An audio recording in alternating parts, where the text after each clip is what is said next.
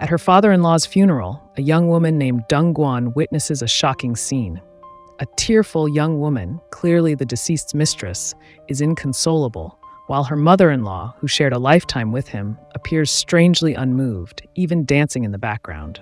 Deng Guan is a top psychologist in South Korea. She's got the dream career, a beautiful family, and a life that would make anyone envious. Her husband is a plastic surgeon, her mother-in-law a best-selling mystery writer, and her father-in-law was a renowned prosecutor. The family is practically royalty. But with the appearance of this mysterious woman, cracks begin to appear in the picture-perfect facade. This woman, Sena, had previously sought Deng Guan's therapy, confessing to being in love with a married man.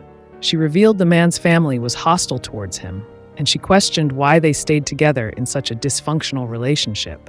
She even suggested she wanted to save him from this sham of a family. Sena went on to ask Deng Guan if his family even knew each other, if they truly understood each other. She found it laughable that they pretended to, and she wondered if Deng Guan even knew her own family.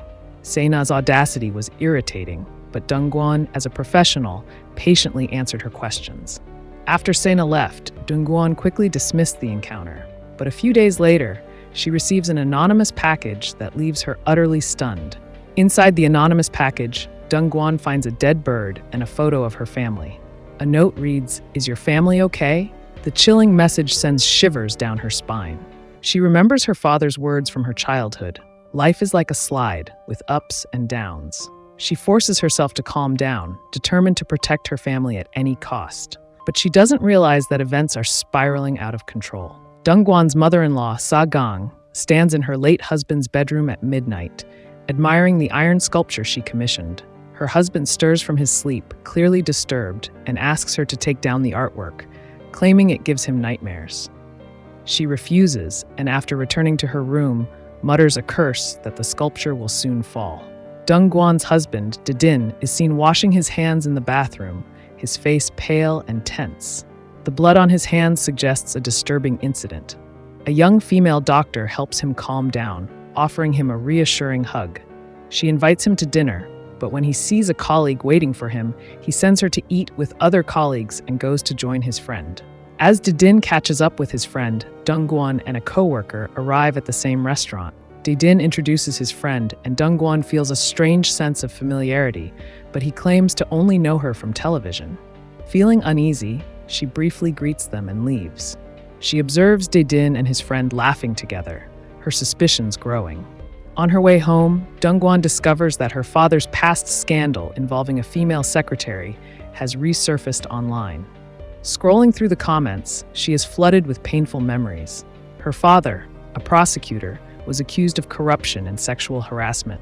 On the day of the scandal, she remembers her father-in-law talking to her father, expressing his desire to help, but acknowledging his limitations. Her father insists he was falsely accused, that he never did those things. Deng Guan demands proof, reminding him that if he's telling the truth, he should be able to prove it. She recalls his advice from years ago, "Become strong when you fall." Now he's fallen, and she needs to be strong to protect her family. She storms out, heading for the rooftop to clear her head. But halfway there, she hears a sickening thud. Her father, overwhelmed by the pressure, has taken his own life. His death leaves Deng Guan devastated and consumed with regret. Now, with someone dredging up his tragic past, she's utterly lost as to who it could be or why. Her father-in-law tries to find the person responsible for the online posts, but his investigation leads nowhere. Feeling frustrated, he tries to talk to Didin over drinks, but Sa Gang, his wife, interrupts their conversation, claiming Didin is tired and needs to rest. Once Didin is out of earshot, the facade of their marriage crumbles. Sa Gang lashes out at her husband, accusing him of infidelity and neglecting their family, only to suddenly pretend to be a concerned father figure. She refuses to let Didin get close to his father, fearing he'll be influenced by his dirty ways. He's done some terrible things, and she's quietly cleaned up his messes to keep him in his high-profile prosecutor position. She doesn't need his gratitude, she just wants him to stop causing her trouble. He retorts, accusing her of doing it all for her own image, claiming that if the truth comes out, she'll be the one humiliated. They disagree, both convinced they've made sacrifices and held back their own desires to preserve their family's success and their perfect life. But what neither of them realizes is that their final argument will also be their last. He goes hiking and is killed instantly when a boulder rolls onto him. At the funeral, seeing his mother exhausted, Dae-din and Dr. Oh take her home. Dong-gwon stays to greet guests, but then she hears sobs and is stunned to see Se-na, the woman she treated in therapy, weeping. Dong-gwon confronts her, asking why she's there and if she knew her father-in-law. As they talk, Dae-din's security and staff watch them intently, but Se-na simply apologizes and rushes out. Dong-gwon follows her with her eyes, sensing a hidden secret that no one knows. After the funeral, Dong-gwon begins to tidy up her father-in-law's belongings. She discovers a hidden safe behind a wall. She tries various passwords, but they're all wrong. She then remembers the date on the back of his favorite family photo. It works. Inside the safe, she finds a journal and a USB drive. She plugs the USB into her computer and finds folders full of videos of her husband as a child. She's touched by the love her father-in-law clearly had for her husband. But when she clicks on the last file, she hears an audio recording. In the recording, her father-in-law instructs someone to bribe the secretary to fabricate a sexual harassment scandal to frame Dong-gwon's father. She can't believe her ears. Her father-in-law, the man who caused her father's death, was the one she considered family. She's heartbroken, wondering why he would do such a thing, especially since he and her father had been close friends since childhood. After her father's death, he'd taken her in, providing for her and ensuring her safety. It even played a role in her marriage to Dae-din. Now she realizes his kindness was all a charade. The image of the loving father-in-law is replaced with one of a cold, calculating monster. Dong-gwon is determined to get to the bottom of this, but suddenly she hears music from Sa-gang's room. She enters to find her mother-in-law dancing, her movements light and graceful, as if she's shed a heavy weight. She's completely free. But seeing Sa-gang so carefree, so soon after her husband's death, sends a shiver down Dong-gwon's spine. She confronts her, playing the recording and asking if she knew about her husband's involvement in her father's downfall. Sa-gang listens without a flicker of emotion, claiming she doesn't have all the details of what happened back then. She calmly explains to Dong-gwon that her father and her father-in-law are both gone. If she goes to the police or exposes the truth, only their family will suffer. She asks Dong-gwon, what will happen to this family if this gets out? What is it you need to protect? The choice is entirely up to Dong-gwon. For the sake of her family's peace, Dong-gwon chooses to bury the truth. She and Dae-din are awarded Doctors of the Year. Sa-gang is delighted to see her children on stage, accepting the prestigious award. But her smile falters when Dae-din, in his acceptance speech, thanks his late father but makes no mention of her. She doesn't know that her prized son can barely hold a scalpel. Dae-din enters the operating room, but he's forced to wear headphones, relying on soothing music to calm his nerves. He lets Dr. Oh perform the surgery for him. After the procedure, the patient's family approaches Dae-din, inquiring about his condition. He's speechless, and Dr. Oh steps in, assuring them Dae-din performed the surgery flawlessly and takes all the credit. The next day, the family visits her father-in-law's grave on the 49th day after his death. Dae-din's aunt and Sa-gang, who've never gotten along, engage in a bitter argument. Before leaving, the aunt pulls Dong-gwon aside, asking her if she's read Sa-gang's latest novel. According to her aunt's son, rumors are flying around online that Sa-gang murdered her husband. The details of the death in her husband's novel mirror the actual events of his passing. Back at her clinic, Dong-gwon picks up the family photo from the anonymous letter. She notices that each family member is numbered. Her father-in-law first, followed by her husband, her mother-in-law, her son, and finally, herself. She doesn't know what these numbers mean, but they send a chill down her spine. The next day, Dong-gwon receives another anonymous package. Just as she's about to investigate who sent it, she gets a call from her son's teacher. She rushes to the school, where the teacher tells her that her son has been acting strangely. He left his exam early and refuses to explain why.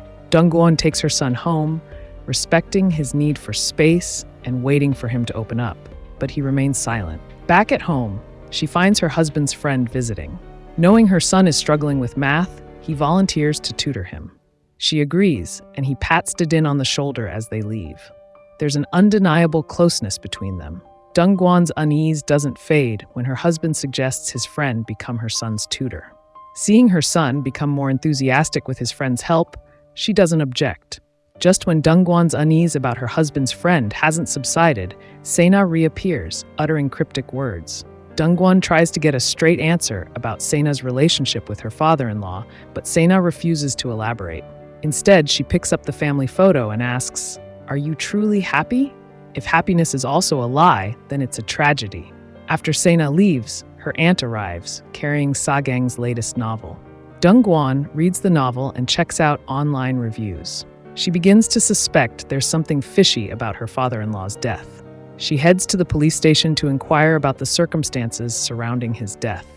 The police confirm their suspicions, mentioning that they'd suggested an autopsy, but the family refused. Seeing Sagang's signature on the refusal form, Dongguan's suspicion intensifies. She takes the novel to the site of her father-in-law's accident to investigate. Her father-in-law had been hiking those mountains for decades, knowing the terrain well. It seems unlikely he could have had an accident. She suspects there might have been a second person present. Then she sees a shadowy figure in front of her. When the figure turns around, she's stunned to realize it's Sagang. Her mother-in-law, Dongguan, asks Sagang why she's there. And Sagang claims she was just taking a walk and dropped her lighter.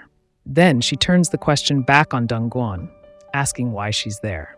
Seeing the novel in her hand, Sagang asks if Dongguan suspects her. They both come straight to the point. Dongguan asks her mother-in-law why she refused an autopsy and whether she had anything to do with her father-in-law's death.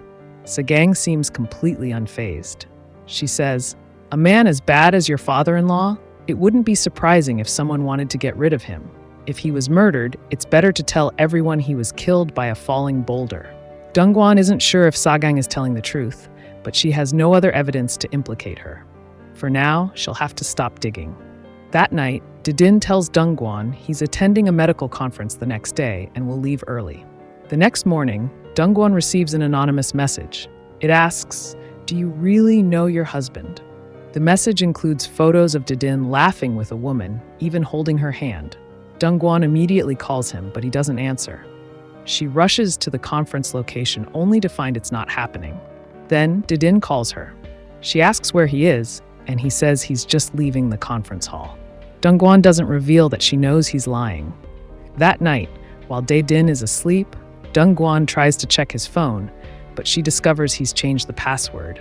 She checks the car's trip log, but the data for that day has been deleted. While searching for clues, she hears a phone ringing. She retrieves it from under the seat and realizes it's her brother calling. He'd lost his phone in the car. Dongguan confronts her brother, demanding to know how his phone ended up in her brother-in-law's car. He can't explain. Her suspicions grow.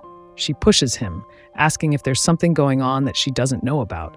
He tells her Didin invited him for dinner, and he must have dropped his phone. Dongguan presses for details, asking when and where they went. He tries to change the subject, but she doesn't let him get away with it. She reminds him that Didin was supposedly at a medical conference that day. Her brother finally admits that Didin had a conference somewhere else. Back in her room, Dongguan starts investigating. She enters Didin's car's license plate into the car's trip history. The results are shocking. Her husband has been making frequent trips to the location her brother mentioned. It seems every member of her family is keeping secrets. Dongguan's anxiety mounts. She's so distracted that she forgets about the anonymous package she received. Her assistant notices and offers to open it for her. Dongguan is hesitant, afraid of what might be inside. She keeps her distance, watching nervously. To her surprise, the box contains only a model. She examines it closely and discovers an address written on it. A memory from her childhood floods back. Dongguan remembers a time when her family and her father-in-law's family were all gathered in the courtyard for dinner. Sagang and her husband argued, and Didin, who was playing nearby, was pulled away. Her father-in-law called Dongguan over to join him. As she looked up, she met Sagang's cold gaze. The courtyard in the model was the exact spot where they'd eaten dinner. Determined to uncover the truth, Dongguan immediately drives to the address. She pushes open the door and finds Sagang's novel on the sofa, next to a bouquet of flowers. But then, her blood runs cold. Lying on the floor, covered in blood, is a woman. It's Dr. Oh, her husband's colleague. Dongguan rushes over, checking for a pulse. Then, a voice behind her says, "She's not dead yet." Sagang quickly assures Dongguan that she didn't do it, that she only arrived a few minutes ago. Dr. Oh was already unconscious when she got there. Dongguan wants to call the police, but Sagang stops her. She says that if they're both found at the scene, they'll definitely be investigated. Plus, if the news gets out, Dongguan and Daedin's reputations will be ruined. Reluctantly, Dongguan and Sagang load Dr. Oh into the car and take her to the nearest hospital. The doctor's injuries, though serious, aren't life-threatening. She's in a coma due to a head injury. Dongguan can't shake the feeling that someone is trying to hurt Dr. Oh. She wants to report it to the police, but Sagang once again discourages her. She suggests that Daedin might be responsible. He talked about selling the villa but kept it. Only the family knows its location. Dr. Oh's presence there must have something to do with him. Dongguan reminds her about the anonymous message she received. A blatant lie and a model. It seems like someone is guiding her toward the villa. She also remembers the photos of Daedin at the villa. And the medical conferences he's been attending for the past year, they don't exist. The place he's been going every week is the villa. Dongguan suspects Daedin is having an affair with Dr. Oh, which led him to the villa. But Sagang's presence there also raises suspicion. Facing Dongguan's skeptical gaze, Sagang explains that she was just taking a walk and happened to pass by. Sagang rushes out to find her son, who she still hasn't been able to reach. When she returns to the villa, she finds her manager, Hoang, waiting there. She goes upstairs and notices that the bed is disheveled, showing signs of recent use. It brings back a memory of seeing her husband entwined with another woman in that very same bed. Hoang gestures to the table. Sagang picks up a photo frame that shows Daedin with a short-haired woman. Next to it is a book. Sagang looks at the book with a knowing gaze, as if she's recognized the woman in the photo. Dongguan still can't reach Daedin. She goes to the hospital to find him, but he's not at work. As she's about to leave, she sees her brother at the hospital. She questions him about his suspicious relationship with Daedin. He remembers that when he went to Daedin's office to borrow money, he saw Daedin rushing out. He followed him and discovered that Daedin was attending a meeting, but the location was different from the one Dongguan knows. Not getting any useful information, Dongguan tells him to get out of the car. A few minutes later, her phone rings. She realizes he left his phone in the car. After talking to him on the phone, she finds Dr. Oh's phone on the back seat. Determined to uncover the truth about the relationship between Dr. Oh and her husband, she returns to the hospital. She uses Dr. Oh's finger to unlock the phone. She discovers many photos of Daedin. One of them shows Daedin and Dr. Oh as children, alongside Sagang. Dongguan can't believe that Dr. Oh and Daedin were childhood friends. She immediately goes home to confront her mother-in-law. Sagang explains that the family had helped support Dr. Oh since she was an orphan, but there was never anything romantic between her and Daedin. She says Dr. Oh had a one-sided crush on him. Sagang then uses Dr. Oh's phone to send a message to the work group saying she's taking time off to avoid suspicion. After that, she deletes all the photos of Daedin from Dr. Oh's phone. Back in her room, Dongguan continues to examine Dr. Oh's phone. She discovers a message that Dr. Oh sent to Daedin the day he was supposed to attend the conference. Take care of the hospital, and don't worry, go to your meeting. Dongguan's suspicions grow. If it wasn't Dr. Oh, then who was the woman with her husband? Daedin and Dr. Oh have both disappeared at the same time. Sagang worries that this will raise too many questions, so she creates a diversion. She arranges for someone to complain about a hidden camera in the hospital's bathroom, accusing the hospital of invading privacy. The police arrive to investigate and gather evidence. Taking advantage of the situation, Sagang announces that the hospital will be closed for renovations. Dongguan suspects once again that Sagang is hiding something. Sagang pulls out her phone and shows Dongguan an anonymous message she received on the 49th day after her husband's death. It reads, "How would you feel if the husband you wanted dead suddenly disappeared?" Dongguan tells her about the objects she received in the mail. Sagang claims it's a pattern. Even her husband's death mirrored something from her novel, a clear case of imitation. She shows Dongguan a video. In the video, Daedin frantically cleans blood from the car trunk and smashes the car's surveillance system. Sagang believes in Daedin's character, believing he's been framed. She thinks they've both fallen into a sophisticated trap. She asks Dongguan to join her side to find out who was behind all this. Just then, a man arrives, introducing himself as Ki Ung, Dr. Oh's boyfriend. He says he's been trying to contact her, but there's no answer. Dongguan and Sagang lie, saying Dr. Oh must be out relaxing somewhere. But Kai-ung shows his police badge. He says, as a detective, he knows something's wrong. He insists on investigating. Dongguan and Sagang are worried sick. After Kai-ung leaves, Sagang takes Dongguan to Dr. Oh's house. She takes out a box of powder, brushes a bit onto the lock, and then gently blows it away, revealing fingerprints. They enter the house. Sagang tells Dongguan to gather some of Dr. Oh's clothes, and she hides the phone in a safe place to make it seem like the doctor is away on a trip. Suddenly, they hear the door open. They quickly hide in the closet. It's Kai-ung. He's distraught because he can't find his girlfriend. He bangs his fist against his chest, lamenting his loss. Then he notices something in the closet. He moves to open it. Dongguan and Sagang are terrified. But just when it seems like they're about to be discovered, a knock on the door interrupts him. It's Hong. He pretends to be Dr. Oh's uncle. Kai-ung believes him, telling Huang that his girlfriend has mysteriously disappeared. Huang picks up his phone and scrolls through it, right in front of Ki-ung. He confirms that Dr. Oh is on vacation and has sent him a message. Kai-ung is suspicious because he thinks someone else might be using her phone to send messages. He calls her number. To his surprise, the phone vibrates in the room. He listens intently, then stares at the closet. Dongguan and Sagang are on the verge of being exposed. Huang slaps Kai-ung's head, criticizing him for trying to open the closet. Dongguan seizes the opportunity to push the phone out of the closet, making it look like it fell out. Huang quickly covers, saying Dr. Oh forgot her phone. He puts his arm around Ki-ung and leads him out. He invites him to have a drink and they leave. Dongguan and Sagang are safe, but they're still shaken.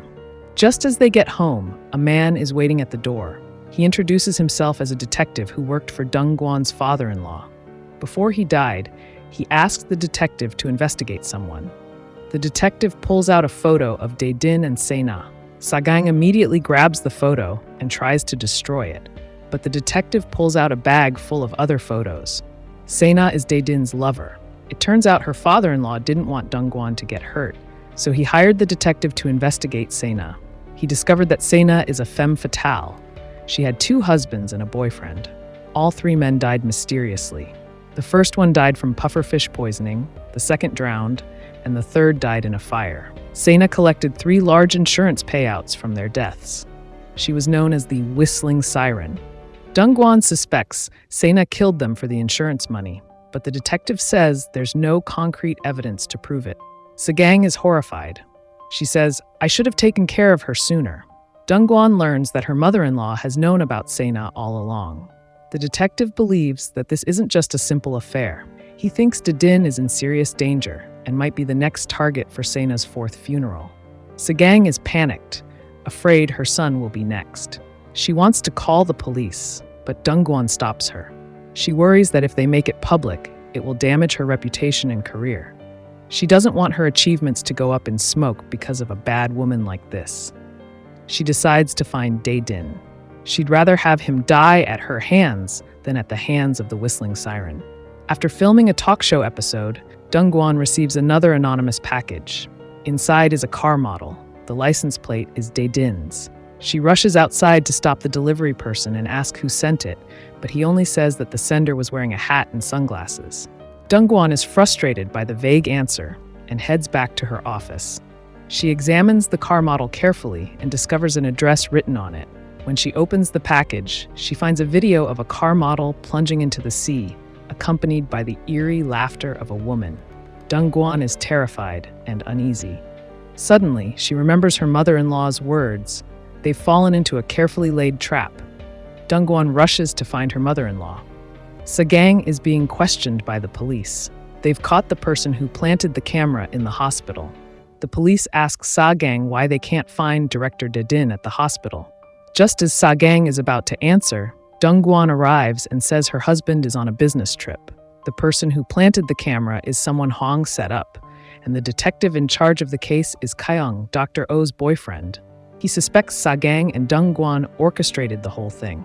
One of the officers asks the camera planter why he did it. All eyes are on him. He says he's in love with Director Dae-din, but Dae-din doesn't feel the same way. Sagang chooses to forgive the camera planter's twisted love and tells him to forget her son. After dealing with that situation, Dongguan invites Ki-eung to her clinic, claiming she's a psychologist. She wants to approach Dr. Oh's boyfriend to find Dae-din's car and encourage him to share his worries about his girlfriend. Dongguan takes the opportunity to tell Ki-eung that not only is Dr. Oh missing, but her husband, Dae-din, has also been missing for a while. She says they might be together. To find them, they need to find Dae-din's car first. Ki-eung believes Dongguan and asks her to wait for his news. When she gets home, she finds a man changing clothes in her room. She thinks it's her husband, but when he turns around, she realizes it's Dae-din's friend. He's there to tutor her son. He explains that his clothes got wet with juice. Dongguan's son told him to borrow Dae-din's clothes.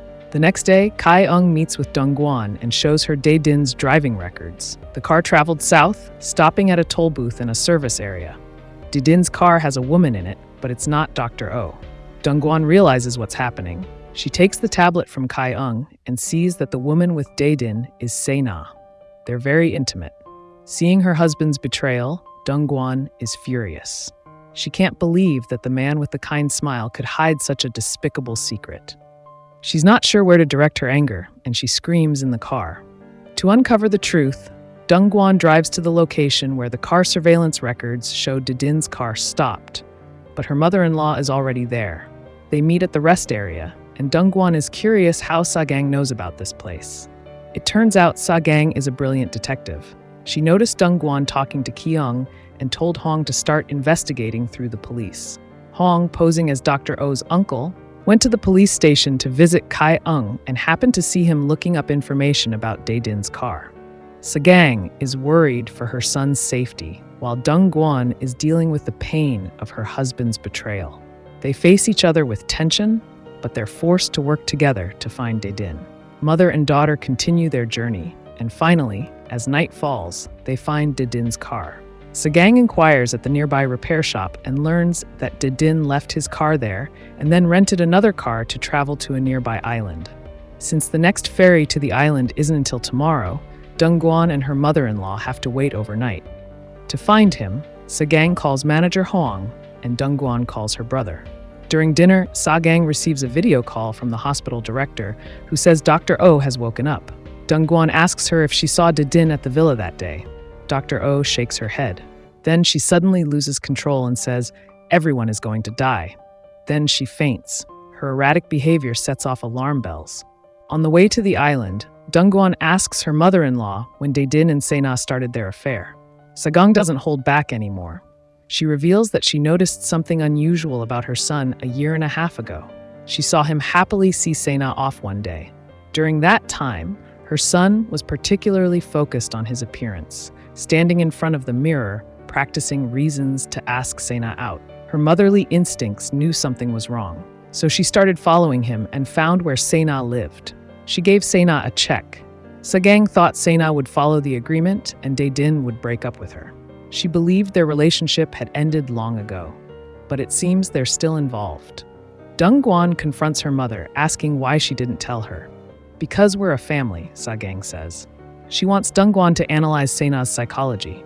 If Se-na really is the con artist the detective described, aiming to collect a massive insurance payout, then why hasn't she made a move after dating Dae-din for so long? The four of them arrive on the island. Sa-gang analyzes the situation. "My son loves exploring food. Whenever he goes to a new place, he tries all the local specialties." So, they begin their search at the best restaurants. They arrive at the island's most famous restaurant. Sa-gang shows the owner a picture of Se-na and asks if he's seen her. The owner remembers them arriving 3 days ago. A man was with the woman. They ordered a whole table of food, but the woman barely ate. The man, on the other hand, ate voraciously, devouring one dish after another. Sa-gang finds this unusual because Dae-din doesn't eat a lot, but the owner and the staff insist Dae-din ate a lot. They even thought the two were filming a cooking show. Just as Sa-gang is about to leave, the alarm outside blares. The staff reports that it seems like someone wants to commit suicide. The police pull a car out of the sea. Sa-gang is worried.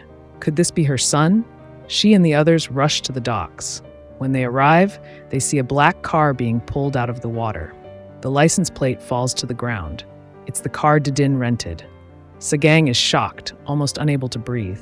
But then, The car door opens from the pressure of the water inside, and a large package falls out. Dongguan and Sagang look at each other. They can feel the fear and anxiety in each other's eyes. When the police open the package, they find only a blanket inside. Dongguan and Sagang breathe a sigh of relief. The police recognize Dongguan and ask about her relationship with the missing person. Things have reached a point where they need the police's help to find Daedin. Sagang and her daughter-in-law reluctantly report Daedin and Sena's disappearance to the police, detailing the situation. Based on the video footage on the island, the police find that the two rented a car in Tongdung on Thursday. By Saturday evening, the car had entered the harbor, but didn't leave. However, there are no surveillance cameras inside the harbor. The police suspect that they might have committed suicide and decide to search for their bodies in the sea. Sagang insists that her son isn't dead. Just then, the police discover the motel where Daedin and Sena stayed. They all go to the motel. The owner says the two rented a room for a month and paid in cash, but they've checked out some time ago. The police enter the room and find Daedin's suicide note. It reads, "My short life has been like a fast-forward film, with more pain than happy memories. Therefore, I've chosen to leave, and I hope my beloved family will forgive this selfish decision." After reading the suicide note, Sagang almost faints. She can't believe Daedin left her like this. Walking out of the room, she sees a little girl playing on a bouncy castle. In a daze, she sees herself holding a young Daedin, jumping on a bouncy castle. She seems to lose it, shoos the little girl away, and starts jumping on the bouncy castle herself, trying to relive those moments with her son. Dongguan tries to stop her. Sagang turns to Dongguan and asks if she's happy that she's gotten revenge on her cheating husband since he might be dead. She even says harshly that if Daedin really is gone, she'll never forgive Dongguan. When they return to the police station, the police analyze the situation. There are no traces of Daedin or Sena using their phones or credit cards. They left a suicide note, so the case is practically closed. Sagang is practically hysterical, insistent that Daedin is still alive. Dongguan's brother stands by her side, criticizing the police for their lack of effort. Dongguan tries to calm them down, but they accuse her of being cold. Dongguan is heartbroken too, but she has a son to think about. For his sake, she has to be strong. She suggests they all go home and wait for news from the police, but Sagang insists on staying to find Daedin. Dongguan calls her son, planning to tell him she'll be home late, but Daedin's friend answers. He says her son is studying, so he answered the call for him. Dongguan doesn't say anything more. The friend hangs up with a strange expression. While driving home, Dongguan can't hold back her tears anymore. She hates her husband for cheating, but she's still worried that something bad might have happened to him. Her heart is torn. To investigate the truth about her husband's disappearance, Dongguan visits Dr. Oh to ask about what happened the night she went to the villa. Dr. Oh remembers that Daedin left work early that night. She felt something was wrong, so she followed him to the villa. She saw flowers and wine on the table. Then, Sena knocked her unconscious. Dr. Oh vaguely remembers hearing Sena say, "Everyone's gonna die." Her emotions overwhelm her, and she loses control. Dongguan wants to know why her husband was having an affair, but Dr. Oh says, "You don't understand Daedin." She refuses to say anything else. To understand Dr. Oh's meaning better, Dongguan goes to Daedin's office to look for clues. Looking through the surgery files, she discovers that Dr. Oh was Daedin's assistant in every surgery he performed. She opens Daedin's computer and finds that all the surveillance videos have been deleted. She guesses that these videos might hold Daedin's secrets, so she asks someone to recover the data. After the computer is restored, Dongguan watches the videos. She's stunned. Even though he was the main surgeon, Daedin was only in the operating room. Dr. Oh was the one who actually performed the surgeries. Dongguan can't believe it. She blames herself for not noticing anything unusual about her husband in all their years together. Then, Dongguan receives a photo from the police. She immediately recognizes it as the watch she gave Daedin for their anniversary. It was pulled from the sea. This confirms Daedin's death. She remembers all the good times they had, the sweet memories flashing before her eyes. But now, it seems like they'll be separated forever. At that thought, she can't hold back her tears anymore. She breaks down in sobs. Then, Dongguan receives a call from her mother-in-law. They haven't found Daedin's body yet. Sagang still believes he's alive. It turns out that she's discovered a clue from a boat captain. The captain saw Sena fishing late one night, then got on a boat and left. Sagang gives the captain money to take her to where Sena got on the boat. When they arrive, she sees surveillance cameras overhead. In the video, Dedin gives the captain money, then leaves with Sena. Sagang is overjoyed, confirming that Dedin is alive. Just as Dongguan hangs up with her mother-in-law, she gets a call from the bank. The bank employee asks why she withdrew all their savings. Dongguan has no idea what's going on until the bank employee says the transaction was made at the Tongdung branch.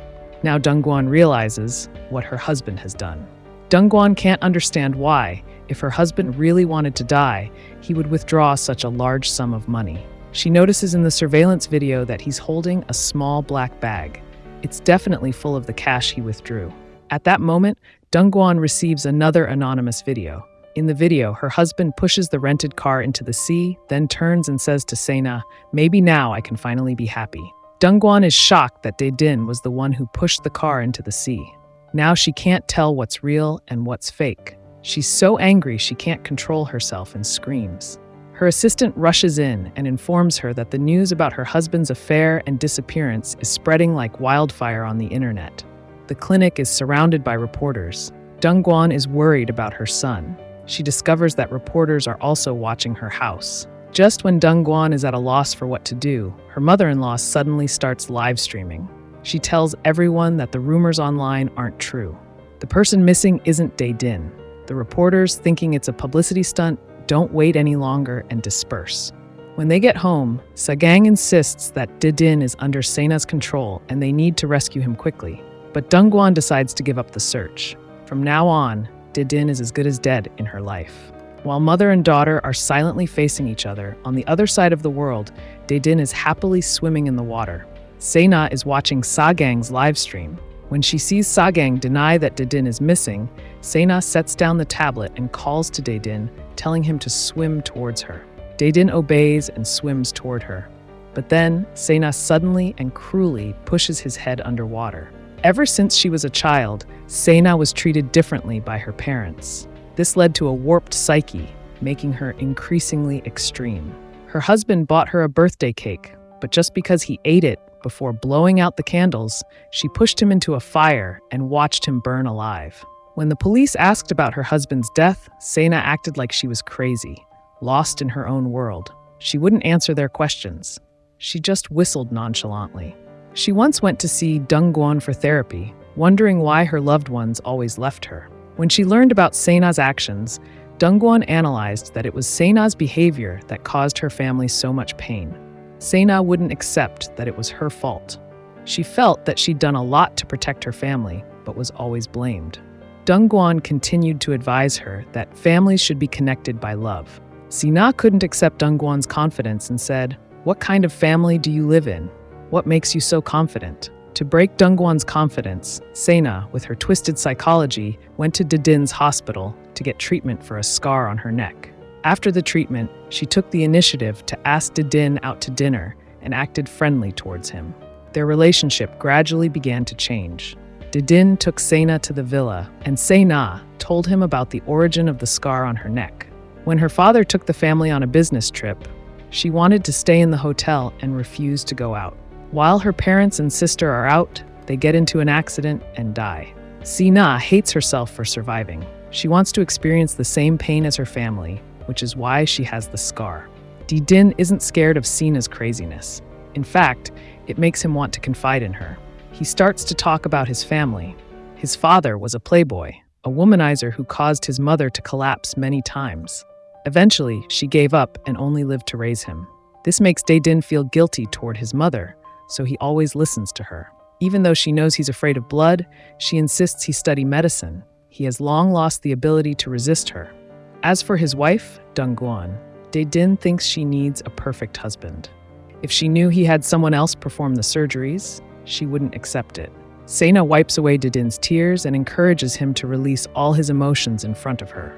Dedin finds solace in her and promises to make her happy. After winning Dedin's heart, Sena moves on to the next step in her plan. She sends Dongguan the dead dove and the photos. Then, she follows her father-in-law to the cemetery and listens as he confesses his guilt at Dongguan's father's grave. At her father-in-law's funeral, she looks at his picture and says cryptically, "What a bummer you died. So uninspired." Then, Sena disguises herself as a waiter. On the day Dongguan receives an award, Sena arranges for someone to send her the villa model. Dr. Oh wasn't part of Sena's original plan, but she followed Dedin to the villa. She interrupts their anniversary celebration. Sena knocks Dr. Oh unconscious, frightening Dedin. He wants to call for help, but Sena stops him. She uses Dr. Oh's fingerprint to unlock her phone and shows Dedin that she called his mother before coming to the villa. She says that if she doesn't come back, his mother will definitely come looking for her. Sena reveals that Dr. Oh wasn't there to help him. She's a pawn his mother placed next to him, doing everything according to her orders. Then Sena drags Dedin away and makes a plan to fake his death. Dedin pushes the car into the river, then happily runs towards Sena, believing that escaping his old life will make him truly happy. While Dedin is swimming, Sena watches Sagang's livestream denying the rumors. Then she sets down the tablet and orders Dedin to swim closer. Then she cruelly pushes his head underwater, holding him down until she sees someone approaching. Dedin angrily asks what she's doing. Sena says coldly, "You just died and came back to life, so now you have to live a completely new life." Meanwhile, Dongguan and her mother-in-law are still arguing. Dongguan insists she doesn't care if Dedin is alive or dead anymore. As far as she's concerned, he's dead, and she won't let her son be affected by this. Sagang, wanting to understand Sena's motives, orders manager Hong to bring her the things Sena left behind at the villa. She discovers a mystery novel she wrote among the items. She believes Sena is a crazed mental patient obsessed with mystery novels. Sometimes she imitates the plots in the novels she likes. Sagang wants Hong to take her somewhere, but he informs her that Dr. Oh has come to the house. While Sagang is away, Dr. Oh takes a tour of the house. She sees Dongguan's dress and can't resist trying it on. However, she can't zip it up in the back. Dedin's friend suddenly appears and helps her zip it up. He even takes Dongguan's necklace and puts it on Dr. Oh's neck. He says it suits her. He also tells her that Dedin told him that he relies on her a lot and trusts her. He thinks Dr. Oh understands Dedin better than his family. Just then, they hear Sagang returning. Dr. Oh is nervous, but Dedin's friend tells her not to worry.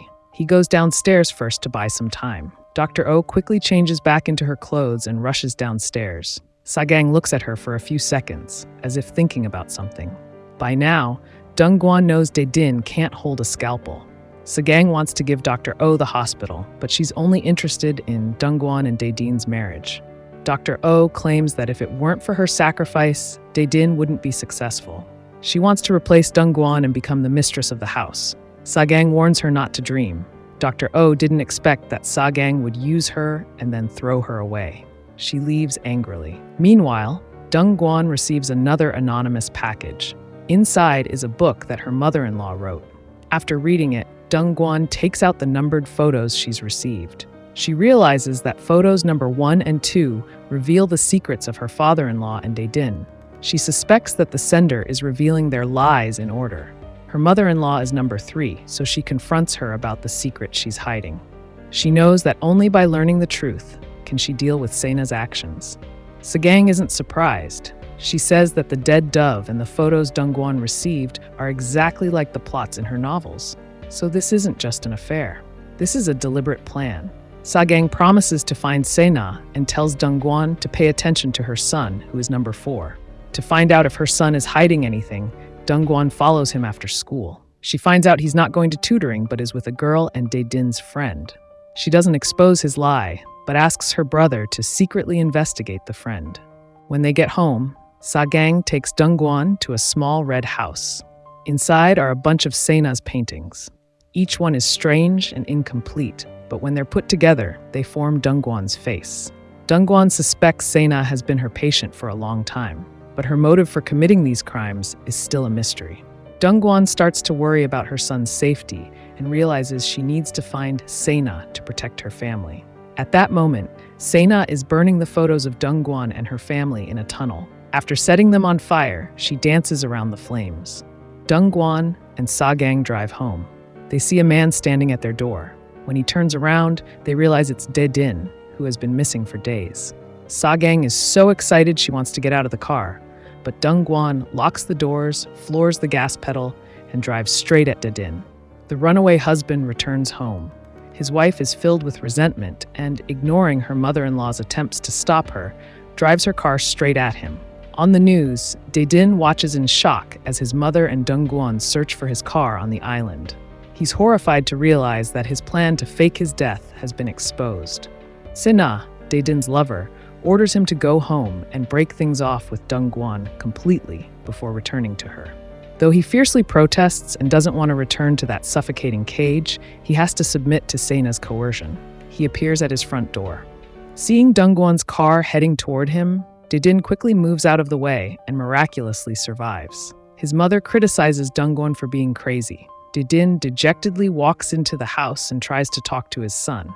The boy questions his father about the affair. He used to think that both his father and him were trapped by Dong-gwon. But now his father has escaped and he's the only one left. Dae-din can't explain things clearly to his son, so he only promises that their father-son relationship will never change, no matter what. Dae-din asks about his son's girlfriend and schoolwork. The boy seems to have something to say, but hesitates to speak. After talking to his son, the three adults finally have a chance to talk honestly. Sa-gang tries to reconcile the couple, but Dong-gwon is full of resentment, feeling betrayed and deceived. She confronts Dae-din, asking why he let R.O. perform surgery in his place while he sat back and enjoyed the rewards. It's a cowardly and shameful act. Dae-din asks her if she doesn't want to know why, but Dong-gwon says no matter what his reason, he can't justify his actions. Their conversation ends in tension. Looking at the family photo, Dong-gwon's gaze lingers on her son's face. She's worried Se-na might target her son. She's determined to find Se-na's motive so she can fight back. Meanwhile, Se-na visits children at the church. She's been volunteering there for 8 years. She comforts a little girl waiting for her mother, telling her not to forget her promise to hate those who abandoned her. She also tells her that she'll make sure that those who break their promises can't promise things they won't do. At the same time, Dr. Oh is reviewing Se-na's medical records, hoping to find clues to help determine Dae-din's whereabouts. Dae-din's friend suddenly appears, seemingly with a clear purpose. He tells Dr. Oh that Dae-din used to like her, and she's the one who should be with him. Dae-din's friend reveals that Dae-din has returned home. Dr. Oh immediately goes to Dae-din's house, but she doesn't go on her own. Dae-din invited her. He even called Dong-gwon's aunt and brother. Dae-din prepares a dinner table, inviting everyone to eat. All the dishes are fast food and have a strong flavor. Facing everyone's puzzled looks, Dae-din slowly speaks up. These are all the foods he likes to eat. He's always lived under his mother's control, and even his eating preferences weren't his own choice. He also says his mother knew he was afraid of blood and couldn't hold a scalpel, but she still made him study medicine. So Dae-din had to have Dr. Oh perform surgery and create a star doctor image for himself. Now, Dae-din doesn't want to live a lie anymore. He wants to expose the true face of his family. Dae-din continues. He says Dong-gwon's father was wrongly accused. His father was the one who caused it, and his mother knew everything. She even arranged for Dong-gwon to marry Dae-din to help his father solve the problem. Sa-gang immediately denies it, saying it was Dae-din's father's idea. But then, Dae-din plays a recording of his parents arguing, proving his words. The family dinner quickly turns into a farce. Everyone leaves, except for Dr. Oh, who smiles gleefully. She thinks the greater the conflict between Dae-din and Dong-gwon, the better the chance she has with Dae-din. But unbeknownst to her, Se-na is watching the whole thing through surveillance cameras. She thought Dae-din wouldn't do this, but he exceeded her expectations, completely tearing down the facade of this perfect family. Dae-din packs his bags to go find Se-na. He came back to tell the truth, to free himself and to free Dong-gwon, who is blinded by the lies. Dong-gwon scolds him, saying if he didn't want to maintain that facade, he should have spoken up sooner. Dae-din is nearly devastated. His mother wants a good son, and Dong-gwon wants a perfect husband. They can only maintain this family by fulfilling their conditions. But right now, he wants to reclaim his freedom. Dong-gwon urges him to wake up. He's completely under Se-na's control, but all Se-na wants is to destroy this family. Dae-din furiously denies it and says it's his choice. He grabs his suitcase and leaves without looking back. Dong-gwon secretly follows him. Sa-gang also secretly follows Dong-gwon. They all arrive at the airport and see Dae-din anxiously waiting for Se-na. Soon, Se-na arrives, but she doesn't go to meet Dae-din. she goes to meet another man. It's Dongguan's bodyguard. He advises Sena to run away with him. Sena swears that they'll be together forever, but first, she needs to get revenge. She's been hurt by Dongguan a lot. The only way to heal her wounded heart is to get revenge. The bodyguard promises to treat Sena well. Sena takes the opportunity to ask him to install cameras in the living room of Dongguan's house. Once everything is set up, Sena stands on a high floor, looking down. She sees Didin anxiously waiting, along with Dongguan and her mother-in-law secretly watching him. She takes delight in ruining this family. Didin, unable to wait for Sena, goes to his plastic surgery clinic in despair. Dongguan goes to find him, shows him the family photo, and explains that Sena has numbered everyone. She's targeting each member of the family in order. Didin doesn't believe her. Dongguan is furious. She's worried Sena will target her son next. Seeing Didin still indifferent, Dongguan grabs his phone and, looking at Sena's messages to him and the times they called each other, suspects that Sena is monitoring their every move. Dongguan returns home and uses her phone's flashlight to find 2 cameras installed in the dining room and living room. The next day, Ki-eung, Dr. Oh's boyfriend, visits Dongguan. He shows her video footage of Sena being interrogated by the police after killing her 3rd husband. He believes Sena is mentally ill. She said that her parents and sister died in a car accident, but he found a news report that said her parents and sister died in a fire. The investigation records also showed that because Sena sleepwalked, she slept outside on the night of the fire. The police couldn't determine the true cause of the fire, and she was the only survivor. Sena was unable to be investigated because of her mental illness. After that, she was adopted by a family in Norway. The fire was forgotten. As a top psychologist, Dongguan offers her analysis. She doesn't know if Sena's memories have been distorted due to a major psychological shock, or maybe she's lying. But based on her violent behavior, which is an excessive obsession with love, she can confirm that Sena is a very dangerous person. After thinking it over, Dongguan seems to realize something from Ki-eung's story and immediately rushes home. Sena receives a message from Dongguan. If you loved your sister so much, why did you kill her? Sena screams in horror, immediately calling Dongguan. But Dongguan doesn't answer. She's sitting in front of the surveillance monitor, watching Sena with a provocative smile. Dongguan accuses Sena of having an unhealthy obsession with her sister. She claims that Sena killed her parents, sister, and 3 husbands because of this obsession. Sena counters, saying Dongguan shouldn't think she's found a way to deal with her. There are things that Dongguan doesn't know yet. After confronting Sena, Dongguan is heartbroken over her family's cover-up of her father's death. She goes to her mother-in-law and asks about it. Sagang avoids the question, saying it's over, and they all need to face the current difficulties together.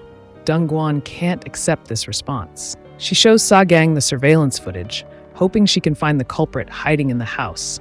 Sagang calls her butler and bodyguard and asks them about any suspicious points. The bodyguard is nervous and tries to hide his unusual expression. Her mother-in-law doesn't notice anything strange and tells manager Huang to secretly investigate who the culprit is. Dongguan and her mother-in-law are busy dealing with Sena, while Didin is collapsing because he can't find Sena.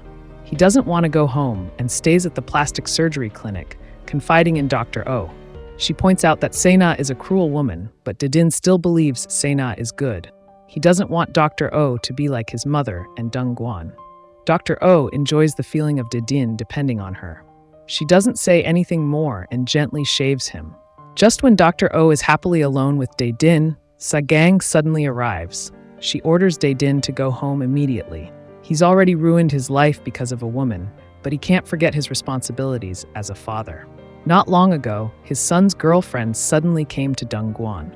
She bluntly showed her the ultrasound and said she's pregnant with Dongguan's son's child. Even though she's in the critical stage of her senior year of high school, she doesn't want an abortion. She hopes Dongguan can send them both to study abroad. Dongguan is overwhelmed. She can't believe that she's dealing with Sena's issues, and now this has happened. Her mother-in-law sees the ultrasound photo and thinks Dongguan is pregnant with her 2nd child. Dongguan has to tell her the truth. Sagang says they can't keep the baby. Nothing can affect her grandson's future. She grabs the photo and goes to find Didin. Didin is shocked when he hears the news and rushes home with his mother. Dr. Oh is resentful that Sagang took Didin away.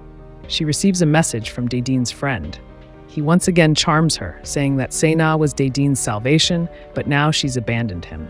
He hopes someone can save him again. Dr. O looks at the picture of her and Dadine, a determined look on her face, as if she's made a decision. Din goes home and asks his son for his opinion. He hopes his son will think carefully, but his son is determined to keep the baby. Meanwhile, Sagang and Dongguan go to meet the girlfriend's mother. Although the mother is heartbroken that her daughter has done something wrong, it's already happened. She demands that the two get married. Sagang doesn't hesitate to offer money to solve the problem. She asks if 500 million won is enough. The girlfriend's mother hesitates for a moment, but then angrily gets up and leaves. Dongguan chases after her, apologizing, but the mother doesn't accept it and walks away. Dongguan criticizes her mother-in-law's actions, telling her not to get involved anymore. She'll handle it herself. Dongguan's words hurt Sagang. It reminds her of a past incident. That year, she had an unexpected miscarriage. The doctor told her she was unlikely to get pregnant again. Sagang was heartbroken and wanted to die. But when she went home, she found a newborn baby in her house. In the baby's diaper was a note from her husband's lover. She hoped the child could grow up in this family.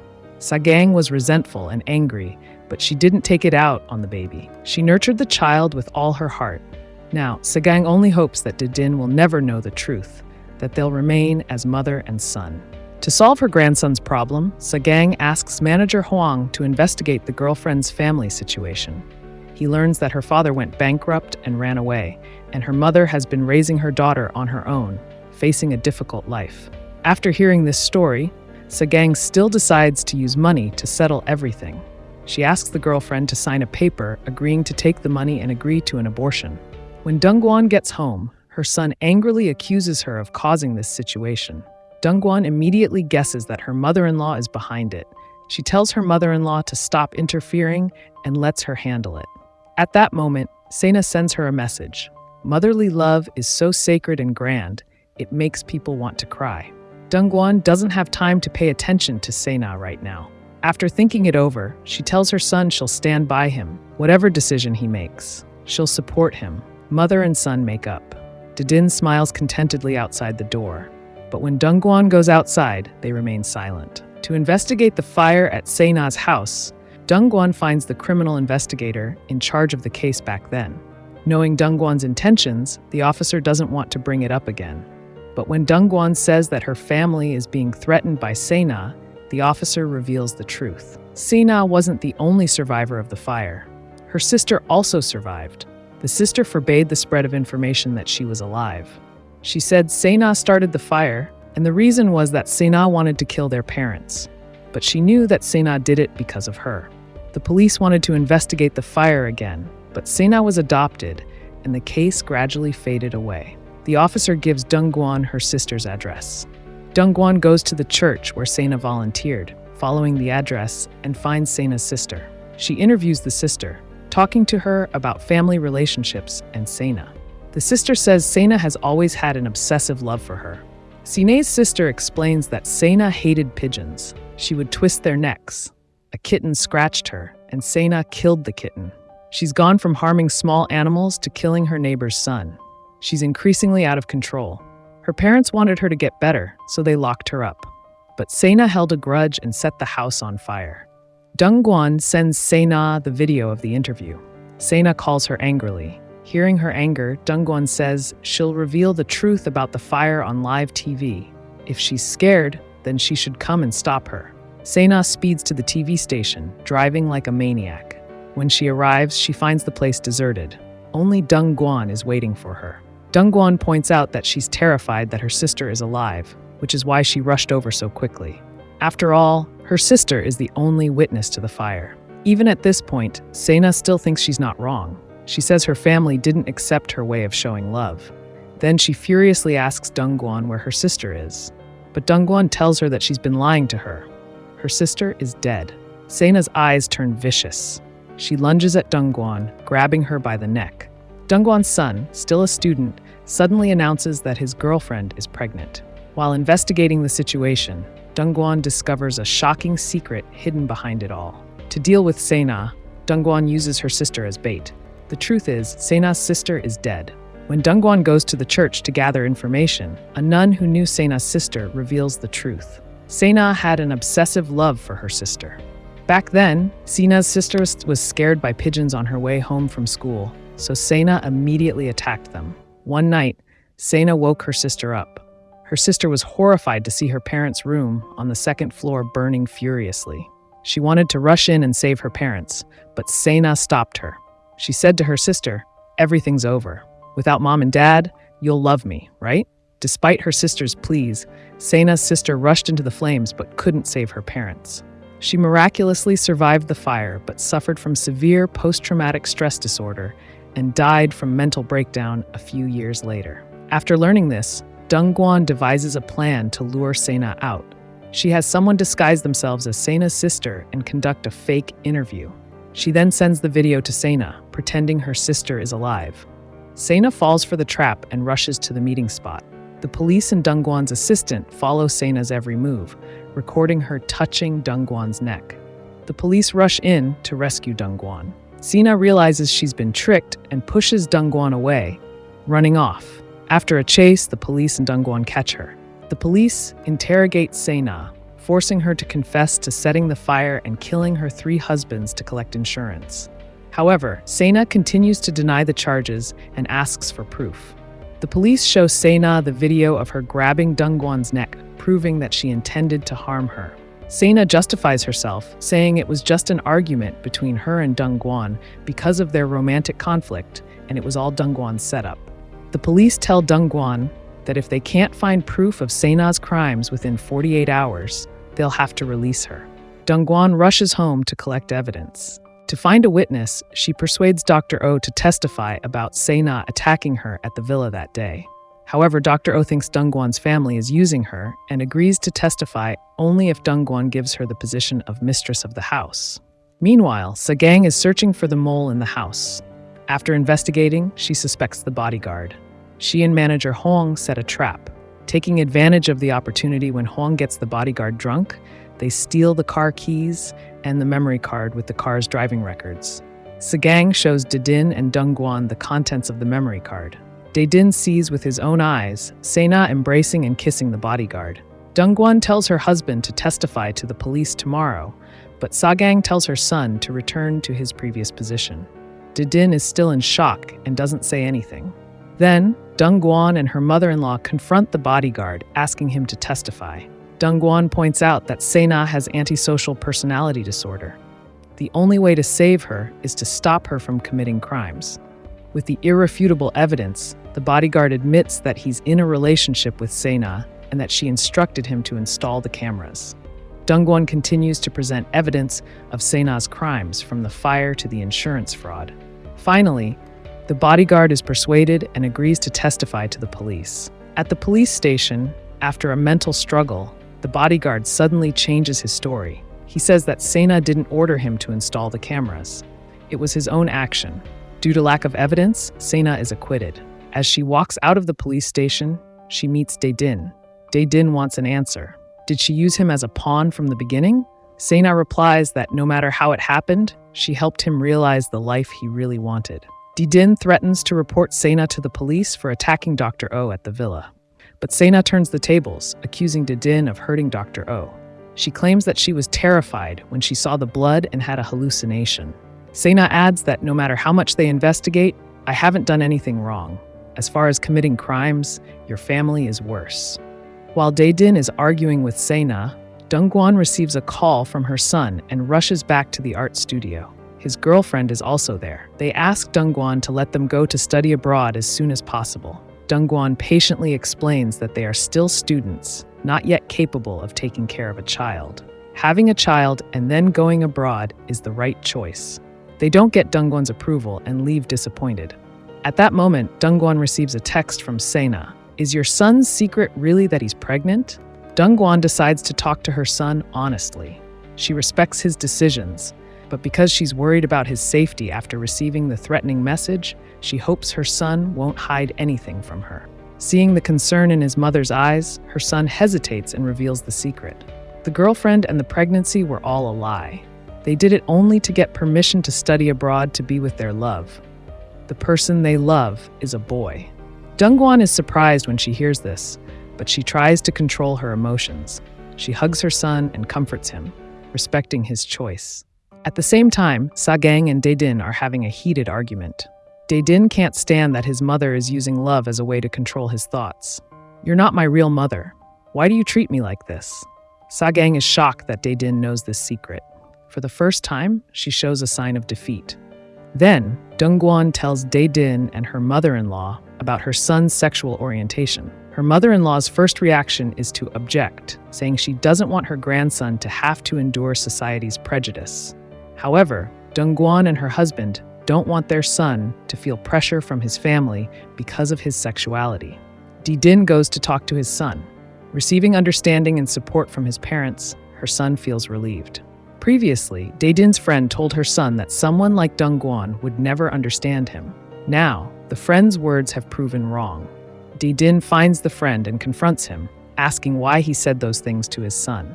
Unexpectedly, the friend taunts him, saying that Daedin has his own secrets too, which he doesn't dare to tell Dongguan. It seems that Daedin's secret, like his son's, is related to his sexual orientation. The friend asks if Daedin remembers how they met. Daedin is furious. He grabs the friend's collar and tries to attack him. The friend pushes Daedin away and laughs cruelly. In another development, Dongguan receives a message from Sena containing a link to her son's and his boyfriend's social media accounts. There are many intimate photos of the two of them together. Sena calls Dongguan, saying she's going to live stream this secret publicly. If she wants to stop it, she needs to come find her. Dongguan goes to the address Sena sent. She is horrified to see her mother-in-law there, covered in blood.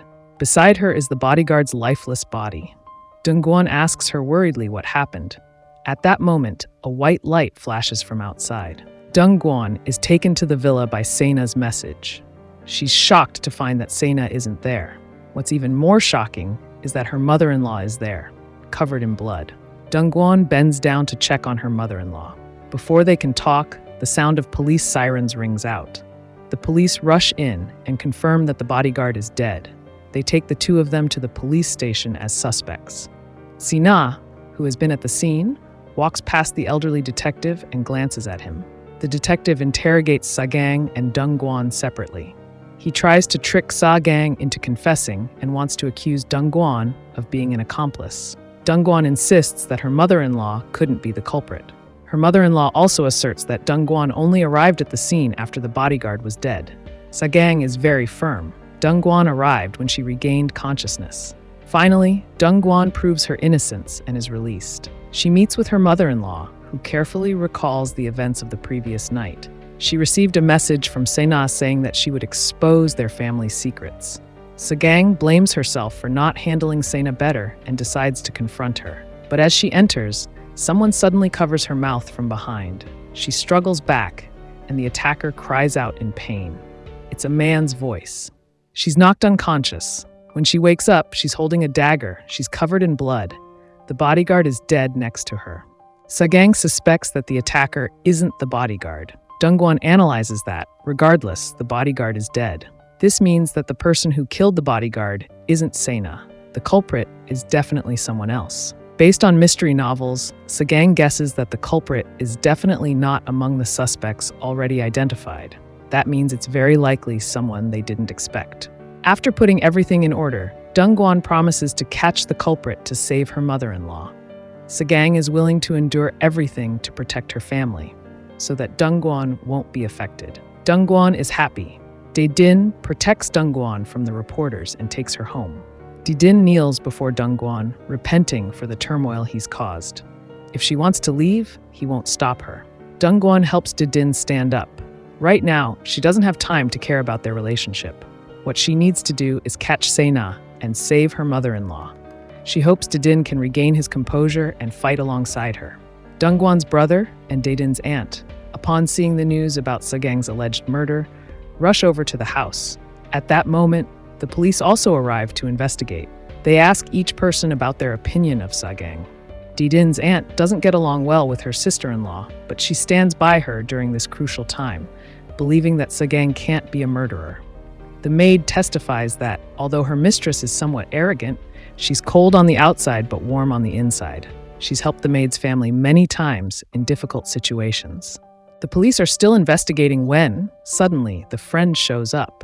He tells the police that he's the tutor for the boy in this family and knows Dongguan's family well.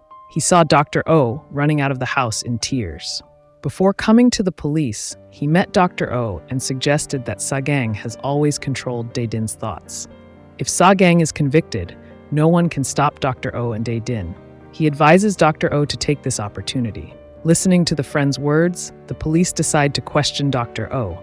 She reveals that Sagang sponsored her to use her skills as a doctor to help Dae-din perform surgery. Dr. Oh confirms that Sagang is ruthless in achieving her goals and is very likely the murderer. While the friend is stirring things up from behind, Dae-din gives Dongguan an important clue.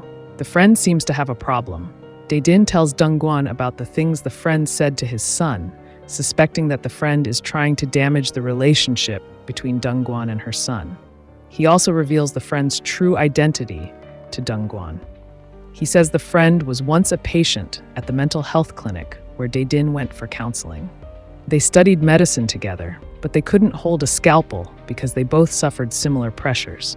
The friend thought they had a lot in common. Now, looking back, Dae-din realizes that his friend's approach was a carefully laid trap. Dongguan remembers the description of the culprit that her mother-in-law gave her, and she thinks the friend is very suspicious.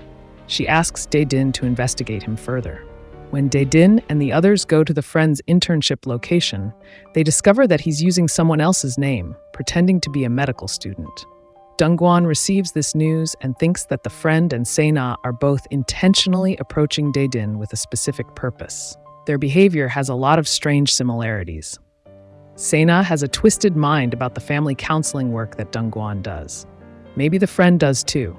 Dongguan searches for the medical records of patients who have family problems similar to Se-na's and finds a boy named Di-hwan. His mother had brought him for counseling because he wasn't listening. His body was always wrapped in bandages. Dongguan notices a wound on his mother's wrist and suspects that the boy's problem stems from his family. The mother quickly denies it and drags Di-hwan away. Dongguan tries to persuade the mother not to continue to endure the situation, saying that if the parents don't change, the child won't be able to change either. On the other hand, Dae-din goes to the church where Se-na does charity work to investigate. He discovers that, besides Se-na, a man named Thomas frequently comes there. Dae-din suddenly realizes that Thomas is the friend. The nun tells him that Thomas also grew up at the church, and his real name is Tae-hwan. Dae-din immediately tells Dongguan. Dongguan suspects that the friend is actually Di-hwan. She suddenly remembers that when Di-hwan's mother left, she took 2 children with her, and Di-hwan and Tae-hwan were twins. Meanwhile, Dongguan receives a message from manager Huang. In an effort to save her mother-in-law, he's been investigating strangers who have been coming in and out of the nearby villa. Based on descriptions from the villagers, he drew a portrait of the person. Dongguan is stunned to realize that the person in the portrait is the friend, Tae-hwan. Sienna receives a call from the nun, who tells her that Dae-din is investigating her and Tae-hwan, her brother. She scolds Tae-hwan for acting impulsively and ruining her plans. She reminds him that without her, he wouldn't be able to get revenge. Tae-hwan remembers that when he saw Dongguan on TV, he was so angry he gritted his teeth. At that moment, Se-na appeared beside him and told him that to get revenge, he needed a new life. Se-na found him a new house, bought him new clothes, and transformed him from a poor worker into an intellectual. Since then, Tae-hwan and Se-na have worked together, step by step, to get to this point. Now, following Se-na's orders, Tae-hwan leaves to avoid trouble. As he starts his car, he suddenly receives a message from Dongguan's son. He tells the friend that Dongguan doesn't accept him and pleads for help. Tae-hwan thinks he's achieved his goal. He happily gets out of the car and goes to Dongguan's house, unaware that this is Dongguan's plan to lure him out. Meanwhile, the police receive a call saying they found the real culprit in the murder at the villa. The police immediately go to the given address. Se-na is in the room, setting up the crime scene. Tae-hwan arrives happily at Dongguan's house, only to find Dongguan waiting for him. Dongguan had already turned on the recording on her phone. Tae-hwan asks about Dongguan's son, but she frankly reveals the truth. Tae-hwan was born in the church orphanage, but he pretends to be Tae-oh, a student at Korea University. But in reality, he's Dihwan's twin brother, Taehwan. A man is called to the villa by his girlfriend. He sees the bottle of red wine on the table and thinks she wants to have a toast with him. But suddenly, someone covers his mouth from behind and knocks him unconscious. His girlfriend coldly picks up a knife and prepares to send him to meet his maker. 3 days ago, Sena and Taehwan disagreed about how to deal with the secret of Dongguan's son. Taehwan wanted to expose it directly. He wanted to see Dongguan suffer and crumble. Sena, on the other hand, wanted to torture her slowly. Human imagination is boundless. She wanted to slowly release bait, making Dongguan suffer from torment in her imagination and keep her waiting. Seeing Sena draw the knife with a fierce look, Taehwan could only follow her arrangements. Sienna calls the bodyguard to the villa and has Taehwan knock him out from behind. Then she picks up the knife and brutally ends the life of the bodyguard who has always risked his life for her. Sena creates a fake murder scene. She initially wants to make it look like the bodyguard was fired by Dongguan, so he was resentful and had a conflict with Dongguan, which led to him being accidentally killed by her. She has Taehwan clean up the scene. Taehwan feels like it's finally his turn to take action. He insists that ruining Dongguan's family is more effective than directly confronting her. So he sends a message to Sagang, waiting for her to arrive at the scene, then knocks her unconscious. He sets up a fake scene of Sagang killing the bodyguard. Sena watches the video of Dongguan and her mother-in-law being arrested. She learns that Taehwan didn't follow her instructions. To avoid being suspected of murder, she can only get rid of her pawn. She sets up the crime scene in the room. After everything is done, she reports the real killer to the police. The police arrive at the scene and find the rental agreement written in Taehwan's name. All the clues point to him. The police inform Dongguan that they've found the real killer. Dongguan says she has a way to catch Taehwan. Then, Taehwan receives a message from Dongguan's son and goes to Dongguan's house. Dongguan calls him by his real name and reveals that he was the one who knocked her mother-in-law unconscious in the villa. She asks him if his resentment is because of the events of 16 years ago. Dongguan still remembers the twins and their mother. She thought they would come back. Hearing this, Taehwan suddenly smashes Dongguan's family photo frame. He picks up a shard of glass from the floor and yells that it's all Dongguan's fault. As he speaks, he tries to hurt Dongguan. Dae-din rushes forward and tackles him. The two struggle on the floor. Taehwan tries to use the glass shard in his hand to hurt Dae-din. In a moment of danger, Dongguan grabs the desk lamp and slams it against his head. Taehwan goes crazy and knocks Dongguan down. Seeing that they can't handle the attacker, the alarm suddenly rings. Taehwan is terrified and tries to run away, but he's blocked by Dongguan's brother outside. Finally, he's taken to the police station. Dongguan learns that all of Taehwan's family, except him, has died. She talks to Taehwan. She wants to know what happened that year. Taehwan blames everything on Dongguan. It turns out that after they went home that night, his father had been drinking and was in a bad mood. His mother protected her children, saying that Dongguan had said it was all her husband's fault. For her children's sake, she had to change. Resistance would only make his father worse. His mother didn't want to endure the endless torture anymore, so she took a knife and tried to kill her husband at night. But unexpectedly, his father killed her. His father went into his children's room with the knife, and Taehwan ran away, saving his own life. He's always thought that if Dongguan hadn't told his mother that, his mother wouldn't have changed, and their family wouldn't have been broken.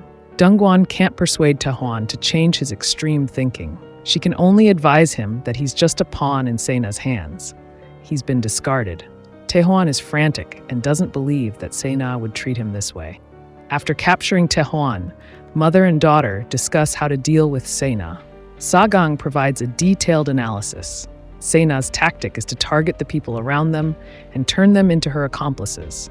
Now, they must pay close attention to the people around them. After going through so much, Dae-din goes to the hospital. He wants to leave and hand the hospital over to Dr. Oh. But she wants Dae-din as a person. She's still delusional about rescuing him from his family. She even threatens Dae-din, saying that if he doesn't listen to her, she'll expose the fact that he had her perform surgery. Dae-din is no longer afraid of anything, so he won't be controlled by the surgery lie anymore. After Dae-din leaves, Dr. Oh is furious. At that moment, Sena suddenly appears, step by step, enticing Dr. O. She was the one who performed the surgery, and Dae-din was the one who took the credit. But she sacrificed everything and didn't get what she wanted. If Dongguan's family falls apart, Dae-din will definitely come to her. Dr. O falls into Sena's trap and reveals to the media that Sagang sponsored her to perform surgery for Dae-din. Dongguan's son watches the news and is furious at his father, hoping that he'll take responsibility. Dae-din calmly accepts everything and decides to courageously admit his mistake. At that moment, his assistant tells Dongguan that someone has notified the media that she'll be holding a press conference at 5 p.m. Someone also sent an anonymous package. The whole family knows that it's another one of Sena's tricks. When they open the package, it contains terrifying things. Sena demands that Dongguan do as she says. She forces Dongguan to admit that she always treats her patients but hides her own family problems. This includes the fact that her father was murdered by her father-in-law. Dongguan knows that if she doesn't do as Sena says, she'll reveal her son's secret. She doesn't want her son to be thrown into the spotlight. Her son bravely stands up, saying he doesn't want to be the reason for his mother to compromise. As long as he has his family's support, he's not afraid of the world's gossip. Dongguan thinks about it for a long time. She arrives at the press conference location on time. Dr. O is also there, waiting to see Dongguan make a fool of herself. Sena is also watching the whole thing she's carefully planned in front of the TV. In front of the media, Dongguan reads what Sena asked her to read, word for word.